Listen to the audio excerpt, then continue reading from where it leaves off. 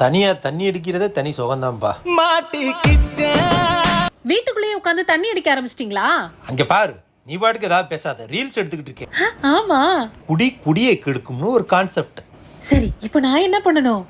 நீ நான் குடிக்கும்போது அப்படின்னு ஷாக் ஆகணும். Okay, ready? என்னப்பா கரெக்டா பண்ணு.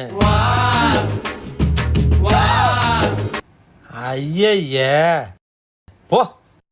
இங்க பாரு, இதான் லாஸ்ட் கிளாஸ். இதுவும் முடிஞ்சு போச்சு. அப்புறம் ஒன்றும் செய்ய முடியாது.